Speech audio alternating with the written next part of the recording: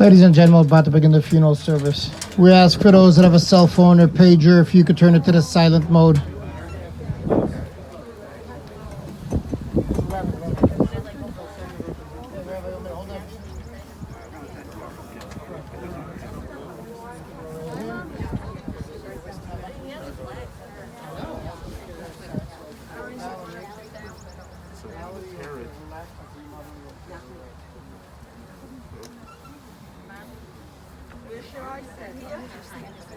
Stand up for a second. I'm going to tear you. Yeah, her hat is literally.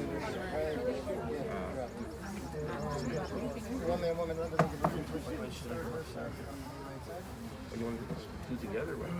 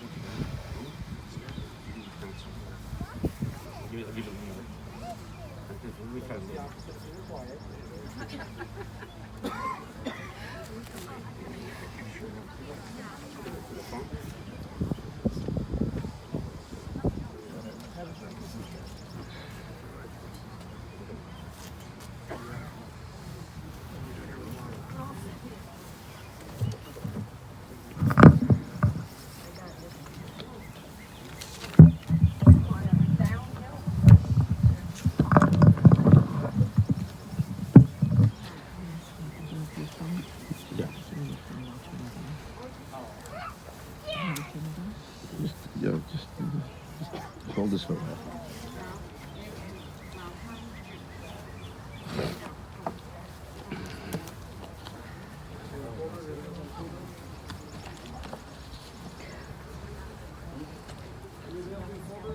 We start this service with a few chapters of Tehillim.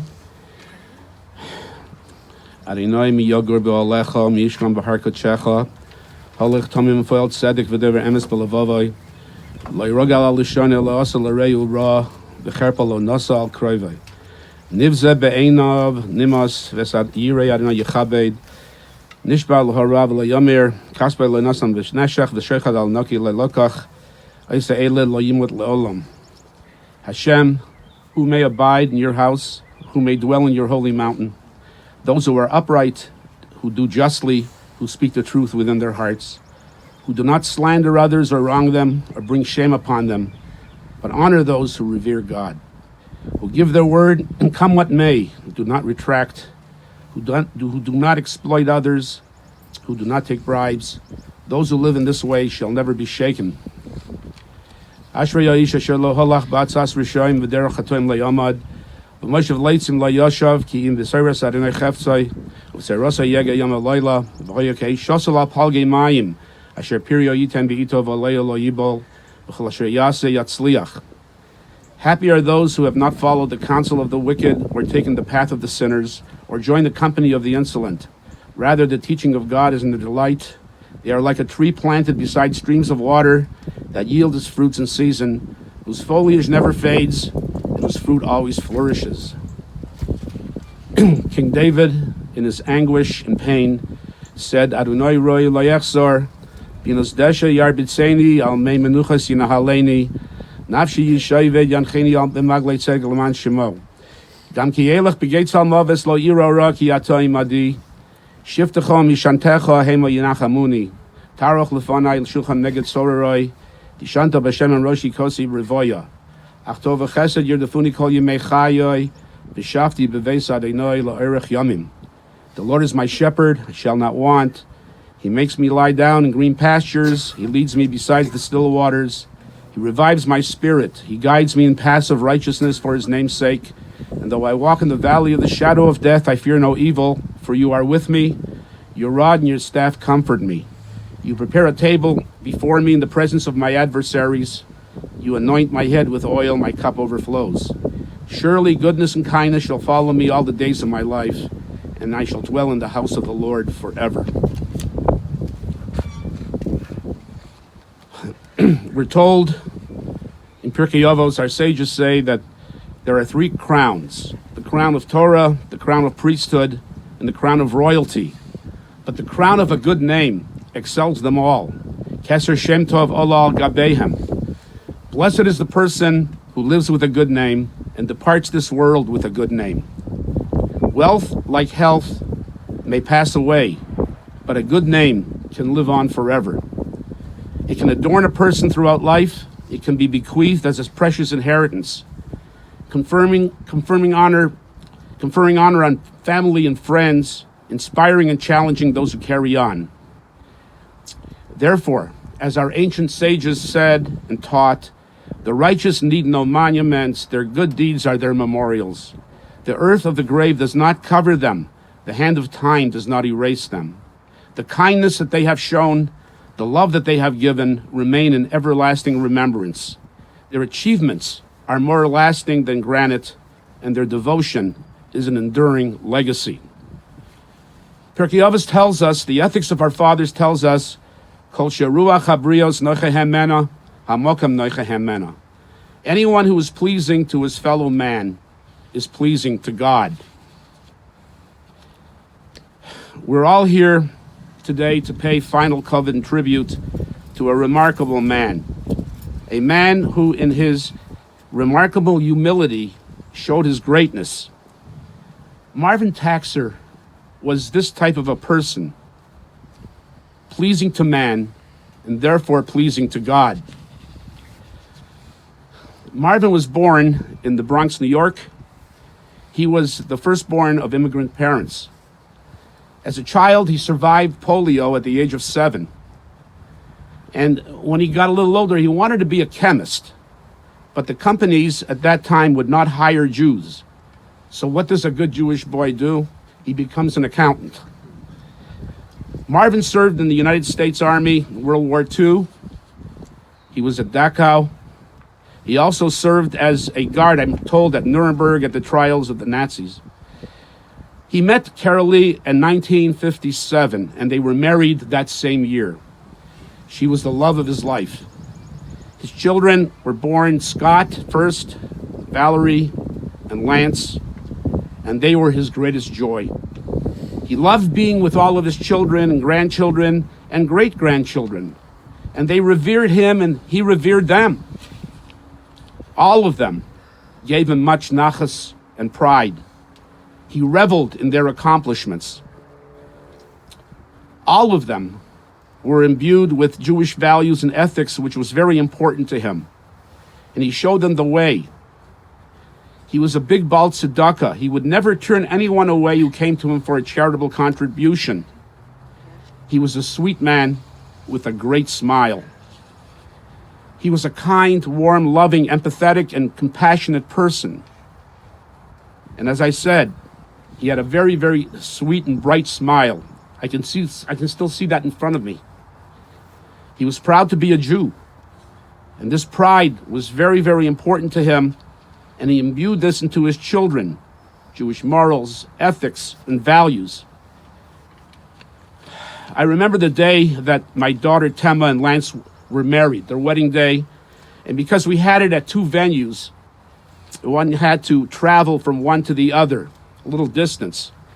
And I saw when Scott arrived at the second venue, he was a little late, a little sweated up. And I asked him, what happened? Why are you looking that way? And he said to me that on the way to the hall, one of the rabbis from the yeshiva had a flat tire, and he fixed it for him. This kindness and sensitivity really rubbed off on all of his children. Marvin lived for 94 wonderful years.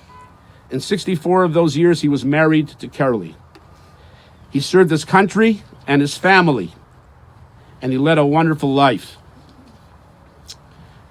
When I spoke to Audrey the other day, she told me that she felt so close to him, always calling him Dad, and how sweet of a man that he was. And she and he shared a birthday, even though it was one day off. Yes, Marvin was my mechutin, but he was more than that. Marvin was my friend. He always treated me with respect and kindness. He was a man with integrity and as honest as they come. And he was also a very straight shooter. He said it the way it was. And when Tema married Lance, he did not only treat her as a daughter-in-law, but as a daughter. And he did the same for Audrey. I must admit that I did not visit with him as much as I should have. And for that, I ask him mechila. And our hearts go out to his family. Marvin is survived by his wife, Carolee, by children, Scott, Oliver, Sholem, and Audrey, Valerie and Bob, Lance and Tema, grandchildren, Ronald, Gabrielle, Panina and Frank Noonan, Rachel, Alana, Devorah and Joey Seif, Shira, David, and great-grandchildren, Daniel, Kaylee, Miri, Avrami, and Dovi. Yes, everybody wants immortality, but we live on through our descendants. And these descendants remind everybody about our personalities. That is a legacy. We also live on through our deeds, our achievements, our contributions, and that's also our legacy. And we live on through our common destiny with the Jewish people, being connected to the land of Israel and to Klal Yisrael. That is our legacy.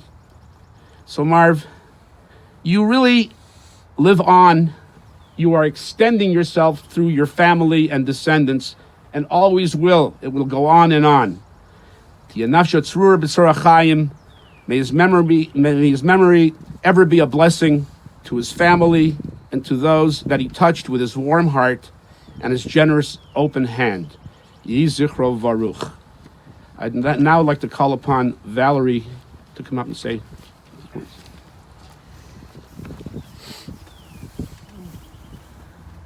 Sure, put me after him. I just might as well throw this up in the air. You know, that was beautiful. And you really did catch my dad for the man that he was. My father loved his family. He loved his family more than anything in the whole wide world. He was a simple man. He went to work. He came home. He delighted in anything that we did that was in school or karate or anything that we did. He was just so proud of his children, his grandchildren, his great-grandchildren. When they walked into a room, his eyes lit up. And his smile, you could feel his smile inside, through you. I want to thank everyone for coming today, for being here, for anyone who's on Zoom. My dad was my hero. He was my role model. He was stubborn, strong-willed, loyal, kind, generous, creative, extremely loving. He was a savant of numbers. I, so far, was so not. He was married to the love of his life for almost 64 years, come June 9th. My dad broke when my brother Scott died. We've watched 11 years of his going into an Alzheimer's state of mind. At the hospital, he would ask for his baby brother. He'd ask for his parents. He'd ask for his brother Scott. And I'd say, "They're getting you chocolate ice cream. They'll be right back." And that was the answer that made him so happy. He liked chocolate ice cream. He taught me about kivud avim, to respect the elderly and those who walk before us. He led by example by driving to the Bronx every weekend to pick up my grandmother and grandfather, even though it was over a 2-hour drive in traffic the whole way. And then he would take us to Carvel's and get us ice cream cone. And our ritual was the block before the house, I'd always pretend to fall asleep so he could carry me inside. He loves Jones Beach. He loved going to the beach. He loved the Catskill Mountains. We'd go away every week for 2 weeks. That was his place. He loved to go on cruises and any vacation. We'd sing in the car and we'd have a great time. He always had a smile on his face. He never sent the Mishulach away, ever. In fact, a lot of times he'd say to me, run down the street. We didn't hear the door ring. Go get him. I'd say, Dad, I'm not dressed. Throw a towel on. I don't care. Okay, fine.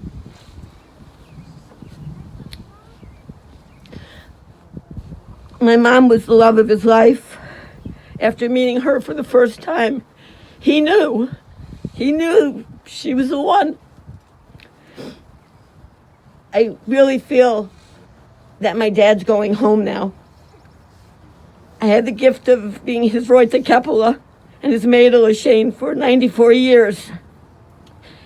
He's with my brother and my grandparents, definitely eating.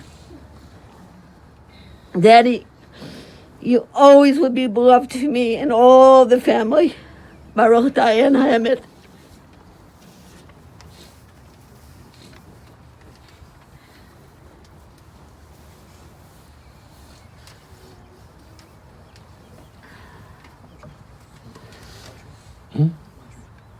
Okay, Audrey, sorry.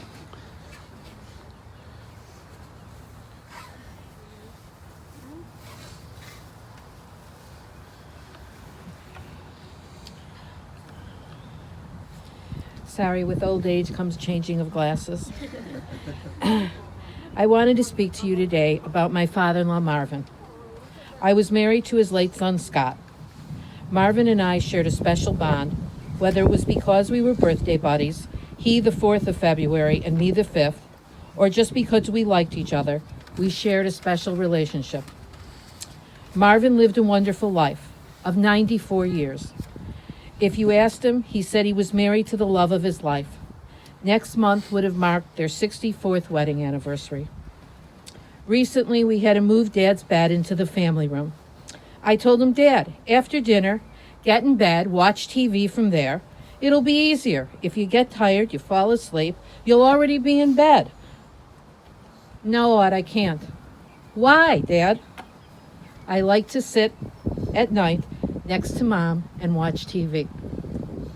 That says it all.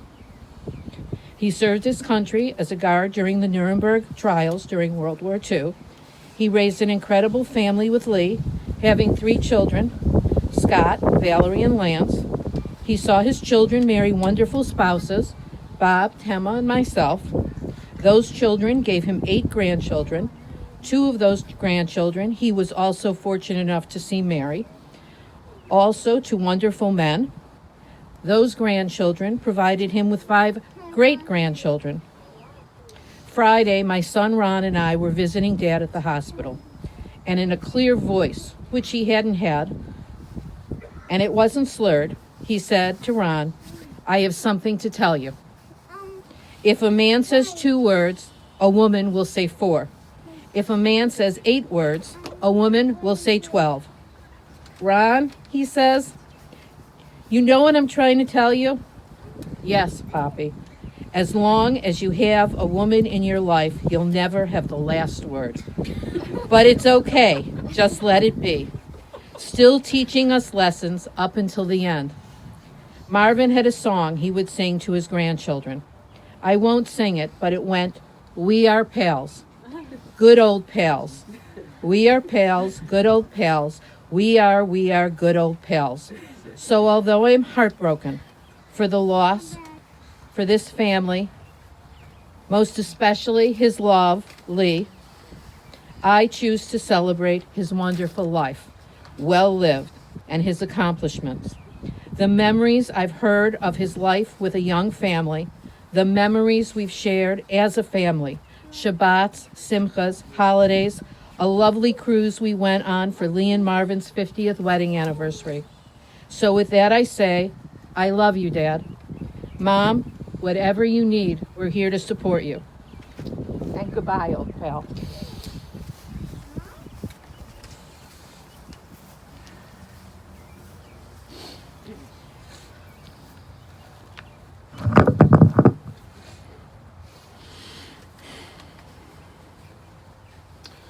We read in this week's Torah reading about the encampment of the Jewish people as they left Egypt. It was a choreographed movement of 12 tribes all under different banners representing each tribe. So, for example, the Eastern, they were in four: the East, North, South, East, and West. The tribes were divided up in three in each area, and they moved in a carefully organized, synchronized movement. The rabbis told us that along the way from Egypt to Israel, there were 42 stops along the way. Over the 40 years, they stopped 42 times. Some stops were for 2 days. Some stops were for 1 year in the wilderness. And there was no rhyme or reason. They couldn't understand why some stops were for 1 month, some stops were for 2 years. But God has a plan. We don't always understand it. It's hard for us to understand it. But God was trying to tell the Jewish people and all of us, we can't understand his ways, but we have to follow what he wants from us. When we're born, we're on a journey. Our journey is to do the right things in life. My father set the example for us. My father died in a very special time between Passover and Shavuos. On Passover, we left Egypt. On Shavuos, we received the Torah. When Moshe told Pharaoh, let my people go, he also said to serve me. Let my people go to serve me. The whole point of leaving Egypt was that the Jewish people would serve God. My father taught that also as an example to us. For example, when we came to West Rogers Park, my father's Hebrew education basically was over at Bar Mitzvah time. He made sure that the Hebrew school that I went to was at least 4 days a week, because he couldn't understand how it could be less than that for us to get any Jewish values. My father also died on Yom Yerushalayim. After 2,000 years, the Jewish people were able to go back to Jerusalem. Yom Yerushalayim happened yesterday. It's a tremendous accomplishment, but the question is, on Yom Yerushalayim, there were the 6-day war when we got Jerusalem back, there were very, very many Nisan that we can't understand. I could give examples, but I'm not going to go through the Nisan that happened. My father, it was a walking nace in and of itself. My father had a fatal form of polio, the bulbar form of version of polio that could have killed him. It didn't. If he would have been born a month earlier, a month later, he could have died on the battlefields in Europe. But he was born just at the right time so that he was kind of the cleanup duty. However, with that function of the cleanup duty, my father saw Dachau, and he saw what the Nazis did to the Jewish people.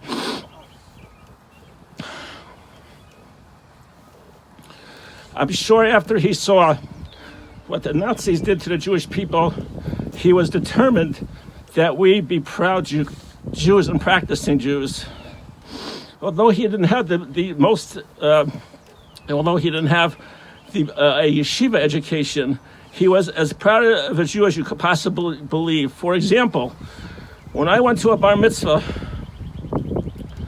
it was a reform shul where no kippah was required. My father asked me, "You're going to wear your kippah, right?" And I told him I really had to decide what I was going to do. I went to the services for a bar mitzvah, and I did not wear a kippah. When I got home, my father asked me, "Did you wear the kippah?" I said no, and he gave me a look to make you melt. He says, "You're embarrassed that you're a Jew? How could you possibly be embarrassed about who you are?" My father taught us many things. I'm going to start telling some of the things he taught us. When I said before that there are 42 stops in the wilderness, and you can't understand God, my father had many, many reasons to question God. He saw Dachau, and he never, ever, ever said to me, "Why did God let this happen?" He had polio. He never said, "How could God let me have polio?" When Scott died, Olav Shalom, he never said, "How could God let this happen?" During his Alzheimer's, he never complained of anything. Any issue that went his way, he never complained about it. He had an incredible emunah peshuta, an inherent, that's not the right word, an intuitive emunah in God that he received from his parents. And many of his parents' hanhagas he carried along to his children. My father was incredibly makpid about kavod abrios. To this day, I can remember not being respectful to someone, I don't know who it was, And for 2 days, he drilled into me the concept of being respectful to people. And to my father, you did not have to earn respect. That was ridiculous. If a Rav was walking by, he told me that if a rabbi was walking by and he was walking with his father, they immediately walked to the side to let the Rav through, because that was covenant Torah. It was not something that you had to receive something positive from this rabbi. You respect the covenant of the Rav. You didn't have to earn it.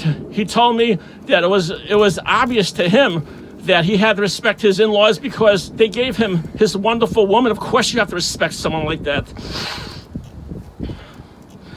My father taught me that you have to be a man of your word. I had a lawnmower business when I was 14 years old, and I told someone I was going to cut their lawn the next day. I did not do that. My father said to me, "Did you cut his lawn?" I said, "No, why not?" And I made up some ridiculous excuse. I don't know what it was. My father grilled me for days. You made a commitment and you didn't keep up with it. How could that possibly be? How could you do something like that?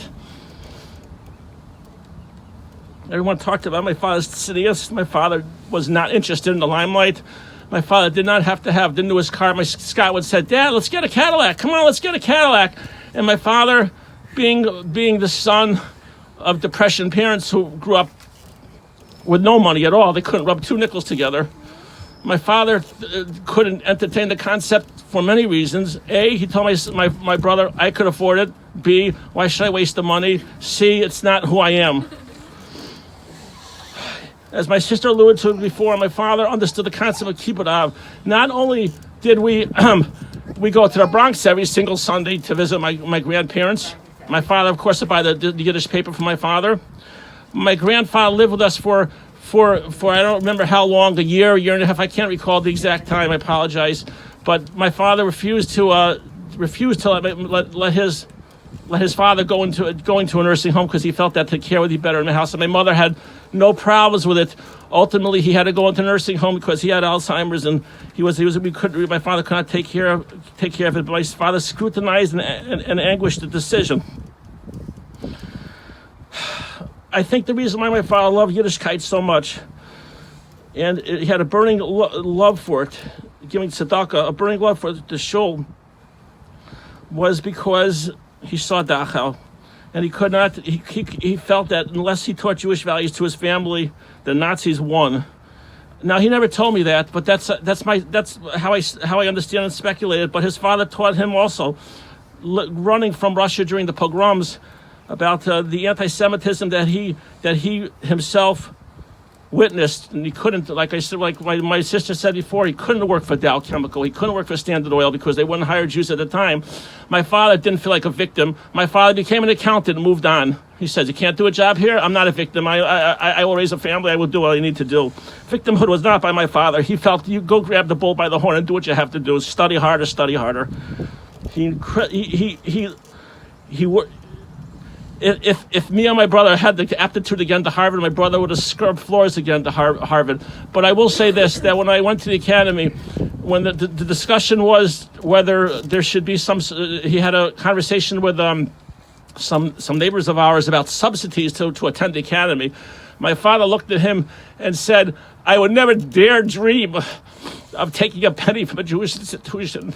If I have to scrub floors or whatever I would have to do, I will pay for the tuition. I will not take a penny from any school." So we can learn from our father the long journey that we're on. The Jews went from Egypt to Israel because in Israel is the land to do the mitzvahs properly in Israel. That's where the proper place is.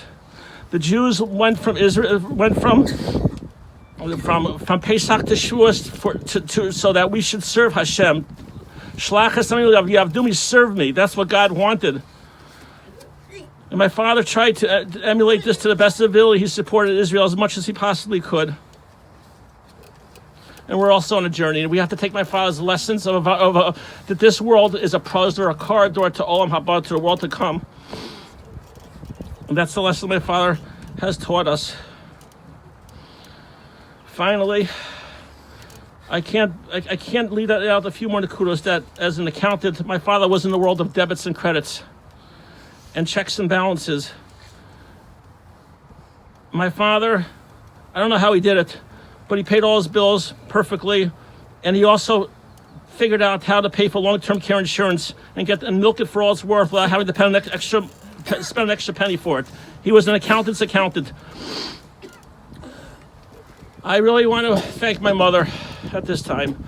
My mother, the Ashes Chayil that she was, my mother refused to buckle. She refused to submit to putting my father in any sort of institution or nursing home or anything like that. And she, with the caregiver came from 9 to 3, and my mother took over to the end of the evening and took care of him through thick and thin. And I have to ask you forgiveness, Mom, for not helping you enough with Dad over the past many years. My mother is an incredible Ashes Chayil, and she should live to 120 in good health. Yivadel l'chaim. Well, she also teaches us lessons all the time. Ubel maras l'netzach u'mach Hashem din l'kol adam u'val tzion goel. Tiyatzuras b'tzuras hachaim.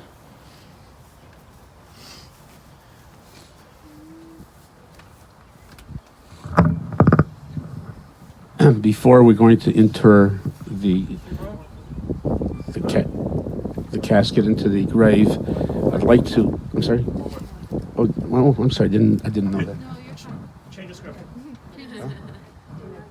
Go ahead. Come.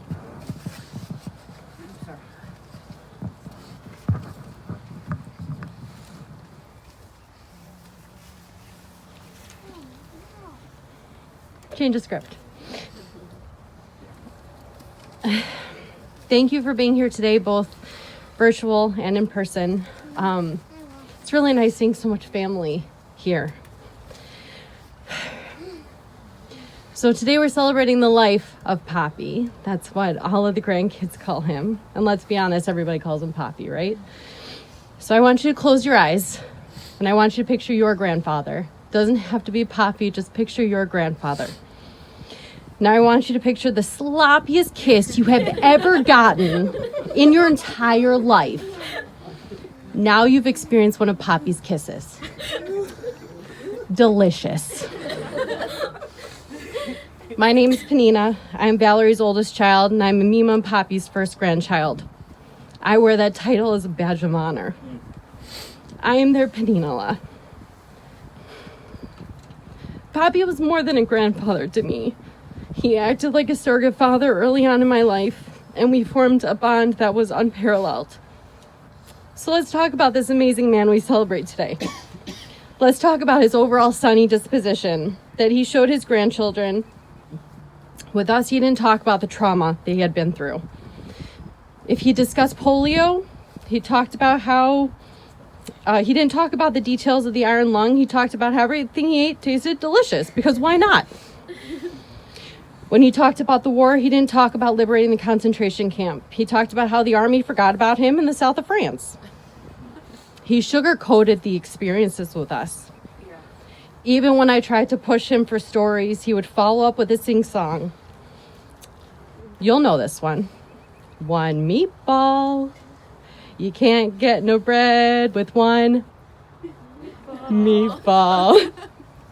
I can't tell you how many times I heard that song growing up, because I am pretty stubborn. So let's say I was sad about something. Sometimes I would hear "Don't Cry, Mamala," but more often than not, I heard "You're in the army now." He would sing it. He knew it would draw me back in. I think we all heard the army songs as we grew up. And yes, my children have also had the pleasure of Poppy's sing-song. Poppy was kind and generous. I don't think you could even tell how many charities he donated to, and he was on everyone's hit list. He was sending a check here and there, but always the Jewish charities. And it would drive me crazy. His mind was sharp. He could do complex problems in his head like it was nothing. He could basically do this up until the end. That's why he was such a good accountant, and why he worked so many years past his retirement, because they couldn't do it without him. Poppy was my friend For years, we would vacation with me, Mom, Poppy, and the Catskills, and it would just be the three of us. And I will live in those memories for a while.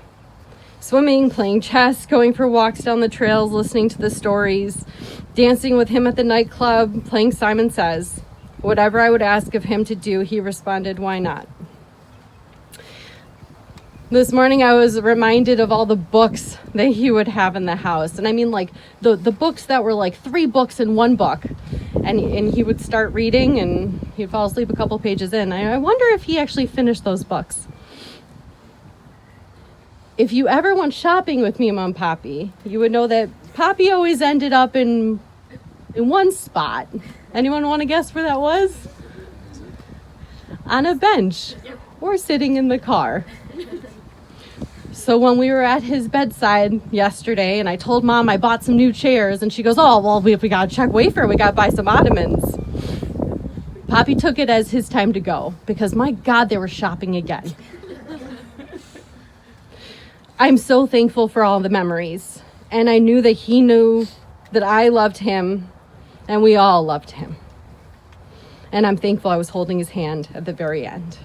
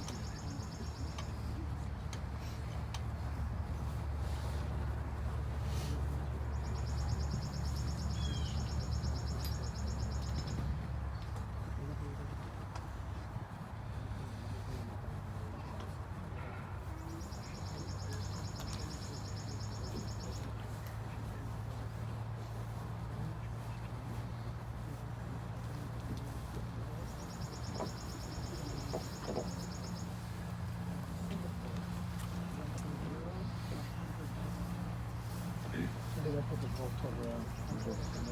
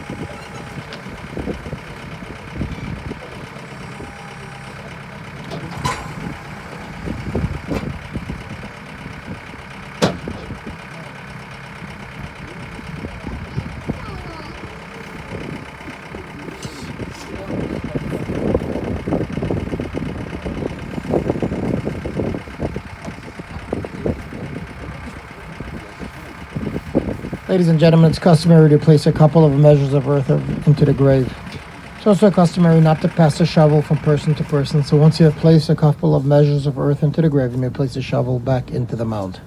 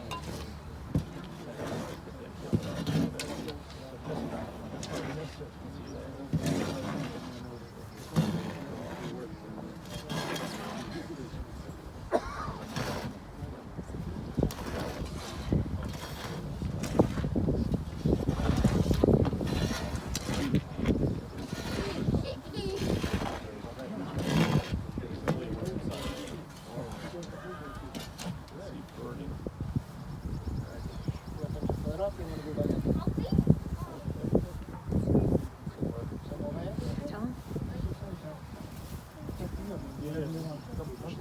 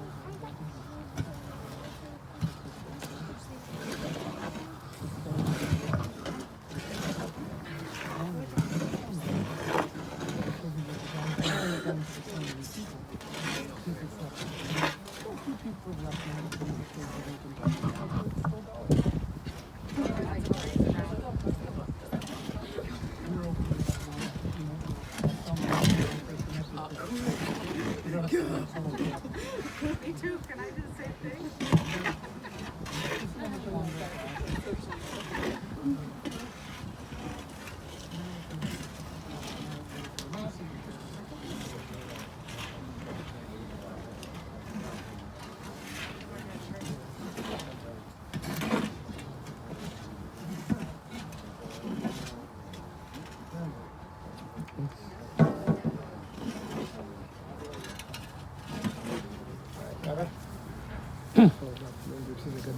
Huh?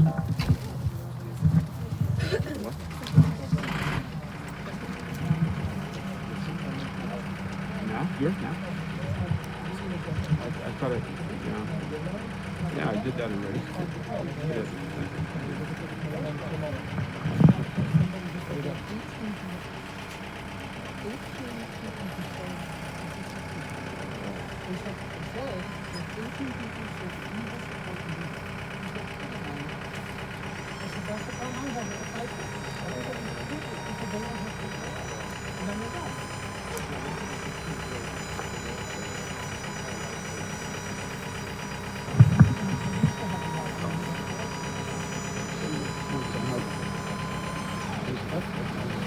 Yes, go ahead. Esaina yale harmani over Ezri Ezri mi madrone Ezri my words. Al yitain lamad raglecha yonam shamrecha yinei lo yonam v'lo yishon shemer Yisrael anay shamrecha anay tzucha yad yaminecha yaman shabish lo yakeka v'yareach v'aloyla anay yishmorcha mikora yishmor znachshecha Adonai yishmor tzeischa v'yecha mayatza v'yadoylam. I'm going to say the Kel Mole El Malay Rachamim Sheichem Bamraimim. Amsei Menucha Nechon Al Kamfei Ashrina B'Malas Kedoshim V'Tarim G'Zer Mazirim Es Nishmas Moshe Lazer Ben Folek Shaholach Loilamai Vavor Shem Mishpach the Noiden Stock about Askarish Nishmasai. It was in the spelling about Askarish Nishmasai. Began Aiden to Yemenuchasai Lachem Balarachamim. Yaste Rebbe Second Adab Loilamim. Yitzray B'Tzrachim Nishmas Nishmasai. I don't know Nachlasai. Yanuach B'Shal Mishkava Ben Amar Amen.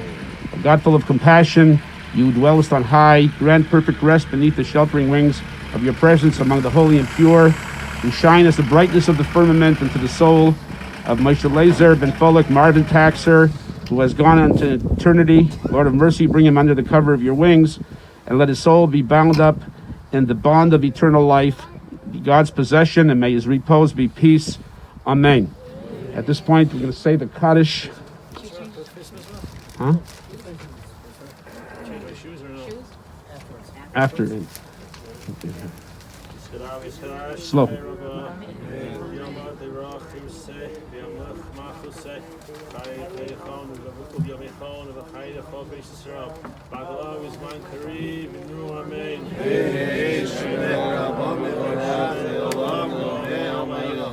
Yisbarach, Yishtabach, Yispar, Yisamam, Yisnaseh, Yisadar, Yisalem, Yisalal, Shemech, Kudsha Brachu, Leila, Bichabachasa, Bishirasa, Tishbachasa, Rechamasa, Damiram, Yamav, Ruamen, Yeshua Rab, Shemai, Chaim, Leo, Yalko, Yisrael, Ruamen, Aseshlam, Hoya, Seshlam, Leo, Yisrael, Ruamen.